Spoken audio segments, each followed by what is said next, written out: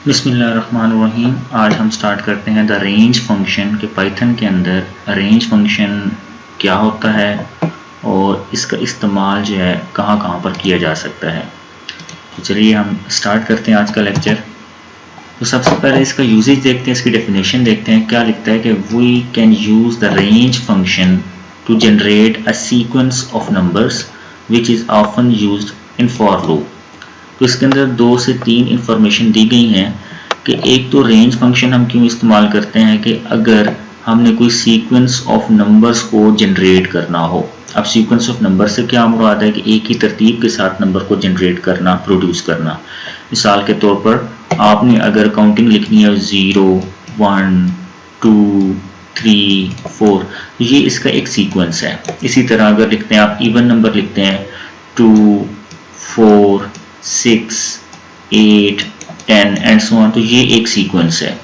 इसी तरह अगर आप ऑड नंबर लिखना चाहते हैं तो 1 3 5 7 9, ये उसका क्या कहलाता है, इसका सीक्वेंस कहलाता है। तो कोई भी सीक्वेंस ऑफ नंबर्स को अगर आपने प्रोड्यूस करना हो, प्रिंट करना हो, स्क्रीन पर शो करवाना हो, तो आप कौन सा फंक्शन इस्तेमाल करते हैं, रेंज फंक्शन का इस्तेमाल करते हैं, विच is often used in for loops. और ये हमेशा कोई भी सीक्वेंस, ये आपने C++ में पिछली जमातों में भी पढ़ा होगा कि भाई ये जो सीक्वेंस होता है वो लूप्स के ज़रिए से इजीली हम इम्प्लीमेंट कर सकते हैं। तो पाइथन के अंदर मैक्सिमम फॉर लूप का इस्तेमाल किया जाता है। तो ये सीक्वेंस ऑफ नंबर और रेंज फंक्शन का इस्तेमाल फॉर लूप के साथ किया जाता है।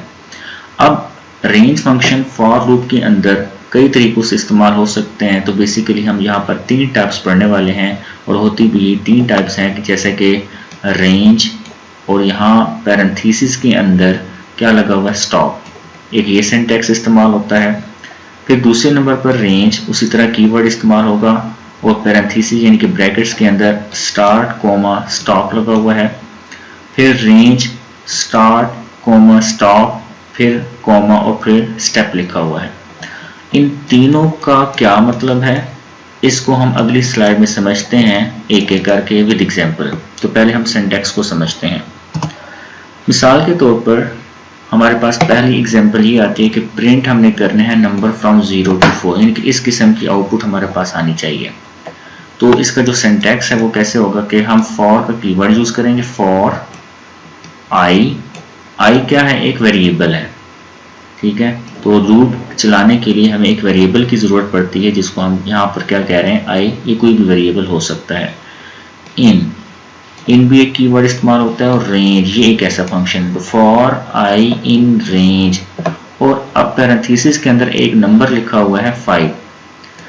ये 5 हमें ये इंफॉर्मेशन देता है कि आपका कहाँ तक कितनी दफ़ा वो लूप चलेगा।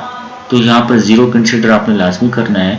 और प्रिंट क्या कर रहे हैं, प्रिंट और पैरेंथेसिस के अंदर ये वेरिएबल देता है। जैसे कि मैंने क्लास में बताया था कि अगर आप कोई नंबर जो है वो प्रिंट कर रहे हैं तो आपको यहाँ पर डबल कोटेशन की ज़रूरत नहीं पड़ती, जस्ट आप पैरेंथेसिस के अंदर क्या लगाते हैं, वेरिएबल का नाम लगाते हैं। तो लिहाजा इसकी जो आउटपुट आ जाएगी वो 0 से लेकर कहाँ तक आ जाएगी, 4, यानी कि 5 का मतलब ये होगा कि 5 नंबर ही टोटल आएंगे, दैट इज़ 0 से लेकर 4 तक वो 0 इंक्लूडेड होगा। तो ये हो गई, हमने जो पहला सिंटैक्स पढ़ा था कि भाई रेंज और क्या लिखा हो, स्टार्ट लिखा हो, तो फिर हमारे पास कौन सा प्रोग्राम जो है वो बन सकता है।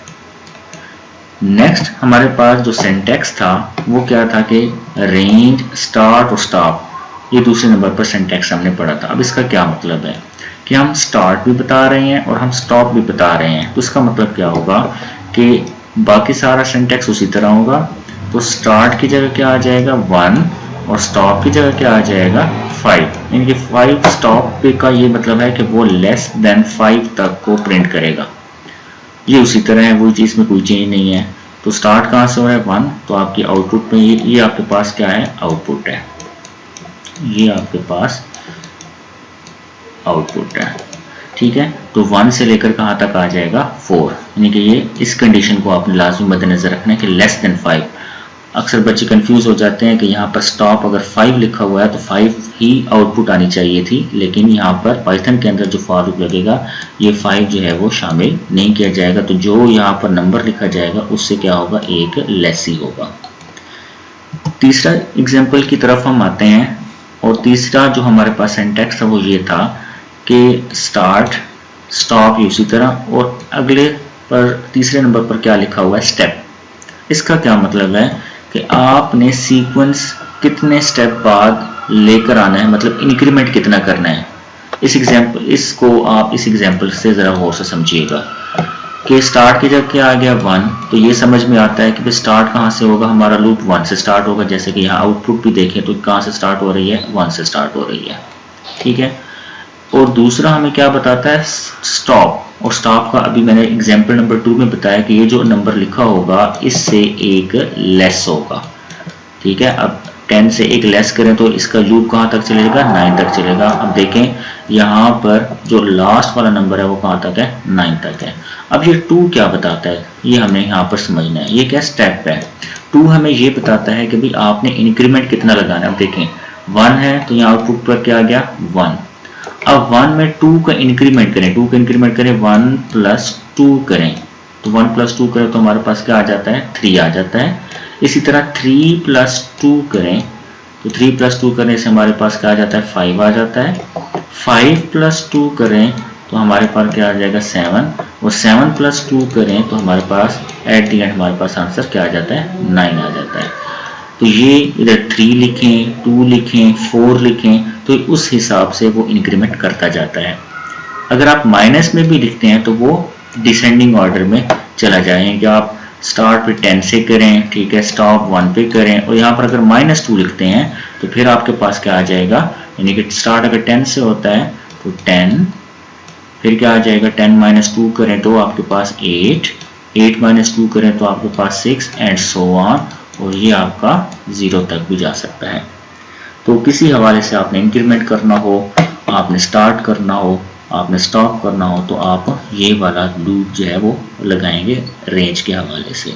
तो आज का लेक्चर यहीं पर एंड होता है। अगर आपका कोई क्वेश्चन होता है तो आपने मुझसे ज़रूर पूछ लेना है। थैंक यू, अल्लाह हाफिज़।